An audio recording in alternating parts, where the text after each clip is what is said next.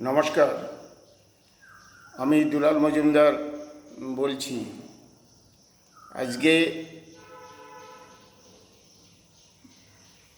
যার সম্বন্ধে বলবো, প্রথমত ওনার একটা বইয়েই একটা ছবি আছে, সেই ছবিটা প্রথমত আপনাদের দেখাই।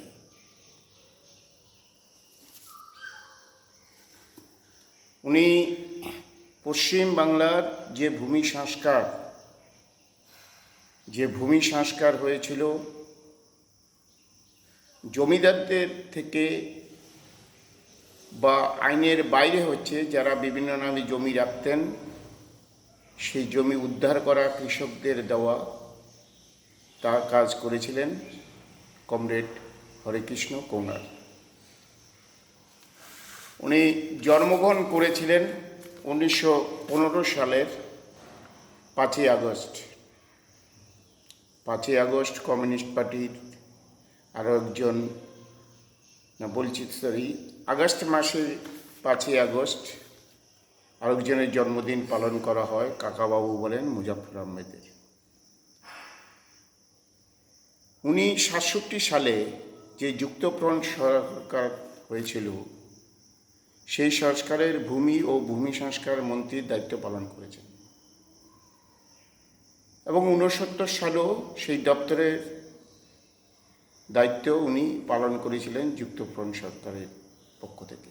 যদিও আপনারা জানেন বা এর আগে আমি উল্লেখ করেছি, 67-69 সালে বামপন্থীদের নেতৃত্বে যে যুক্তফ্রন্ট সরকার হয়েছিল, সেই সরকার বেশি দিন টিকেনি, সেই সরকার ভেঙে দিয়েছিল কংগ্রেস। কিন্তু যুক্তফ্রন্ট সরকারের সময় থেকেই এই রাজ্য সরকারের আইনের মধ্যে, যেই সংবিধানের মধ্যে রাজ্য সরকারের যে অধিকার ছিল, তার মধ্যে দিয়েই যতটুকু পেরেছেন ভূমি সংস্কার করেছেন। মানে জমিদার থেকে জমি নিয়ে কৃষকদের দেওয়ার ব্যবস্থা করেছেন এবং 67 সালেও করেছেন।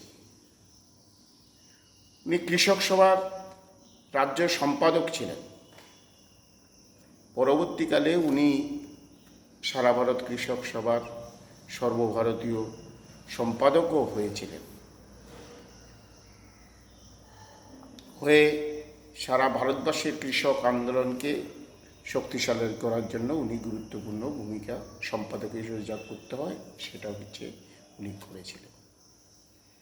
আজকে আমি এই বিষয়টা, ওনার এই বিষয়টা উল্লেখ করছি। আজকে যারা বামপন্থী আন্দোলনে আসছেন, বিশেষ করে সিপিআইএমে আসছেন, তাদেরকেও আমি অনুরোধ করব এই ইতিহাস জানা দরকার। আমরা সাধারণত দেখবেন সবাই পেছনের পায়ের উপর ভর দিয়ে সামনের পা ফেলি। যে অতীত, যে ইতিহাস যদি না জানা যায়, তখন ওনারা কীভাবে আন্দোলন করেছেন, কি করেছেন, সেই ইতিহাস যদি আমরা না জানতে পারি, তাহলে হচ্ছে আজকে যে সারা ভারতবর্ষের মানুষের যা অবস্থা, সেই অবস্থায় মোকাবিলা করতে পারবো না। সেই কারণেই বলছি, উনাকে ব্রিটিশ আন্দামান সেলুলার জেলেও পাঠিয়েছিলেন। আন্দামান সেলুলার জেলেও কিছুদিন ছিলেন। 1960 সালে উনি ভিয়েতনামে যান। সেখানে যে কৃষক সভা নিয়ে, কৃষকদের নিয়ে বিভিন্ন আলাপ আলোচনা হচ্ছিল, উনি সেখানে যান। যে বলছিলাম যে উনি তো সর্বভারতীয় রাজ্য সম্পাদক, তার থেকে সর্বভারতীয় সম্পাদকও হয়েছিলেন। 1970 সালে উনি বার্লিন এবং রোমে যান। ওনার জীবনী সম্বন্ধে বলতে গেলে একাধিক দিন ভিডিও করতে হবে, একাধিক করতে হবে।